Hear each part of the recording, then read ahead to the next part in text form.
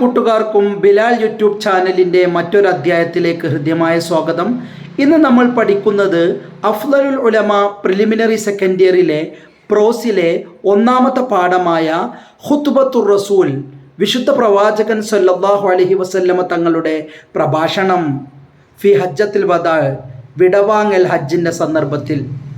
ഈ പ്രഭാഷണത്തിൽ വിശുദ്ധ പ്രവാചകൻ ഊന്നൽ നൽകിയ ആശയങ്ങൾ എന്തൊക്കെയാണ്, ബേസിക് പ്രിൻസിപ്പിൾസ് എന്തൊക്കെയാണ്, അതാണ് നമ്മൾ ചർച്ച ചെയ്യുന്നത്.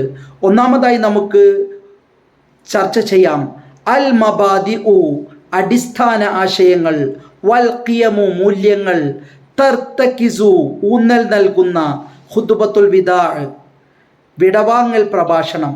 വിടവാങ്ങൽ പ്രഭാഷണത്തിൽ വിശുദ്ധ പ്രവാചകൻ ഊന്നൽ നൽകിയ ആശയങ്ങൾ എന്തൊക്കെയാണ്? ഒന്ന്, പ്രവാചകൻ അക്കദൻ നബിയു, വിശുദ്ധ പ്രവാചകൻ ഊന്നൽ നൽകി ഹുർമത്ത ദമിൽ മുസ്ലിം, ഒരു മുസ്ലിമിൻ്റെ രക്തം ചിന്തൽ ഹറാമാണ്, അല അഖീഹിൽ മുസ്ലിം, അവൻ്റെ സഹോദരനായ മറ്റൊരു മുസ്ലിം. ഒരു മുസ്ലിം മറ്റൊരു മുസ്ലിമിൻ്റെ രക്തം ചിന്തൽ ഹറാമാണ്. കഹുർമത്തിൽ അയ്യാമി ഫി മൗസിമിൽ ഹജ്ജ്, ഹജ്ജ് വേളയിലെ ഈ വിശുദ്ധമായ ദിനങ്ങൾ പോലെ പവിത്രമാണ് ഒരു മനുഷ്യൻ്റെ രക്തം ചിന്തുക എന്നത്. രണ്ടാമതായി വിശുദ്ധ പ്രവാചകൻ ഊന്നൽ നൽകിയത് ഊന്നൽ നൽകി അല ത്വഹാറത്തിൽ മാൽ, പണം ശുദ്ധിയാവണം, മിനരിബ, പലിശയുടെ പണം ഭക്ഷിക്കാൻ പാടില്ല, വൽ കസ്ബിൽ ഖബീസ്, ചീത്ത രീതിയിലുള്ള അധ്വാന ഫലങ്ങളും, ചീത്ത അധ്വാനത്തിലൂടെ നേടുന്ന പണവും പാടില്ല എന്ന് പ്രവാചകൻ പറഞ്ഞു. മൂന്നാമതായി പ്രവാചകൻ ഊന്നൽ നൽകിയത് അൽ ഇഹ്സാനു ഇലൻ നിസാ, സ്ത്രീകളോട് നന്മ ചെയ്യുക എന്നതാണ്. നാലാമതായി വിശുദ്ധ പ്രവാചകൻ ഊന്നൽ നൽകിയത് വിടവാങ്ങൽ പ്രസംഗത്തിൽ അത്തഅക്കീദു അൽ മുസാവാത്ത്, ഈക്വാലിറ്റിക്ക്, സമത്വത്തിന് മുഖ്യം കൊടുക്കണം. ബൈനന്നാസ്, ജനങ്ങൾക്കിടയിൽ, ജനങ്ങളെല്ലാവരും ഈക്വലാണ്, ഓൾ ആർ ഈക്വൽ ബിഫോർ അല്ലാഹ്, അള്ളാഹുവിൻ്റെ മുന്നിൽ എല്ലാവരും ഈക്വലാണെന്ന് പ്രവാചകൻ പറഞ്ഞു.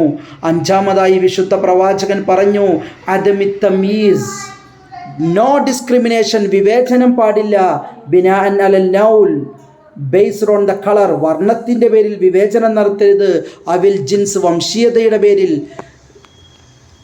ആറാമതായി വിശുദ്ധ പ്രവാചകൻ ഖുത്ബത്തുൽ വദായിൽ പറഞ്ഞത് അത്തമസ്സുക്കു ബിൽ ഖുർആൻ, നിങ്ങൾ വിശുദ്ധ ഖുർആൻ കൊണ്ട് മുറുകെ പിടിക്കണം.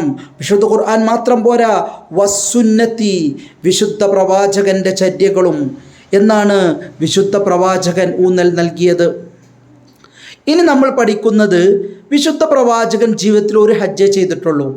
ആ ഹജ്ജിന് വിടവാങ്ങൽ ഹജ്ജ്, ഹജ്ജത്തുൽ വദാ എന്നാണ് പറയാറുള്ളത്. എന്താണ് കാരണം? ലിമസുമ്മിയത്ത്, എന്തുകൊണ്ട് ആ പേര് പറഞ്ഞത്?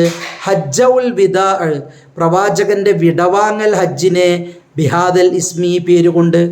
അപ്പോൾ പ്രവാചകൻ ആകെ ഒരു ഹജ്ജ് ചെയ്തിട്ടുള്ളൂ, ആ ഹജ്ജിന് വിടവാങ്ങൽ ഹജ്ജ് എന്നാണ്. ഈ ഹജ്ജിന് ശേഷം പ്രവാചകൻ പിന്നീട് മറ്റൊരു ഹജ്ജ് ചെയ്തിട്ടില്ല. അതിനുശേഷം അള്ളാഹുവിൻ്റെ വിളിക്കുത്തരം നൽകുകയാണ് ചെയ്തിട്ടുള്ളത്. അതുകൊണ്ടാണ് ലിമസുമ്മിയത്ത്, എന്തുകൊണ്ടാണ് പേര് നൽകിയത് ഹജ്ജത്തുൽ വിദായിന് ബിഹാദൽ ഇസ്മി, വിടവാങ്ങൽ ഹജ്ജ് എന്ന് പേര് പറയാൻ കാരണം എന്താ? ലിഅന്ന നബിയ സല്ലല്ലാഹു അലൈഹി വസല്ലം, വിശുദ്ധ പ്രവാചകൻ ലം യഹുജ്ജ ബഅദഹ, ഈ ഹജ്ജിന് ശേഷം മറ്റൊരു ഹജ്ജ് ചെയ്തിട്ടില്ല. അപ്പോൾ ഒരു ചോദ്യമുണ്ട്, ഏത് മാസമാണ് ഹജ്ജ് ഫറലാക്കിയത്? മത്താ ഫറലല്ലാഹുൽ ഹജ്ജ അലന്നാസ്, അള്ളാഹു മനുഷ്യനോട് ഹജ്ജ് ചെയ്യണമെന്ന് കൽപ്പിച്ചത് ഏത് മാസത്തിലാണ്? ഫറല്ലാഹുൽ ഹജ്ജ, ഹജ്ജ് അള്ളാഹു നിർബന്ധമാക്കി ഫിസ്സനത്തി താസിയ ലിൽ ഹിജ്റ, ഹിജ്റയുടെ 9-ാം വർഷമാണ്. 9-ാം വർഷമാണ് ഹജ്ജ് ഫറലാക്കി.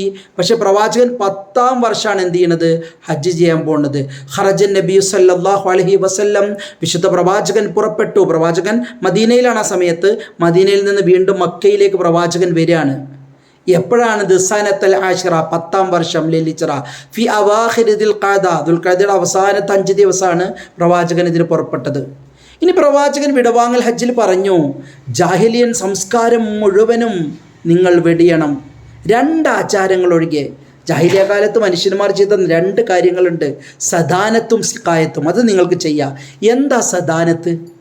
അതാണ് നമ്മൾ 5-ാമത്തെ ചോദ്യം. നോക്കൂ, ഇന്ന മആസിറൽ ജാഹിലിയ, ജാഹിലിയ സംസ്കാരത്തിൽ നിന്ന് നമുക്ക് അനന്തരം കിട്ടിയതെല്ലാം ബാത്തിലൊക്കെ ബാത്തിലാണ്. ഗൈറ സദാന, സദാനത്തൊഴികെ, വസിഖായ, സിഖായത്തൊഴികെ. എന്താ സദാനത്ത്? അസ്സദാനത്തു, സദാനത്ത് എന്ന് പറഞ്ഞാൽ ഖിദ്മത്തുൽ കഅബ, കഅബയെ പരിപാലിക്കുക. വൽ ഇഷ്റാഫു അലൈഹ, കഅബൻ്റെ മേൽനോട്ടം വഹിക്കുക, അതാണ് സദാനത്ത്. അപ്പോൾ സിഖായത്ത് എന്ന് പറഞ്ഞാലോ തൗഫീറുൽ മായി, വെള്ളം കൊടുക്കണം. ലിൽ ഹുജ്ജാജി, ഹജ്ജ് ചെയ്യുന്ന ആളുകൾക്ക് വെള്ളം കൊടുക്കുക, അത് നല്ലൊരു കാര്യമാണ്. വൽ ഉമ്മാർ, ഉമ്ര ചെയ്യുന്ന ആളുകൾക്ക്.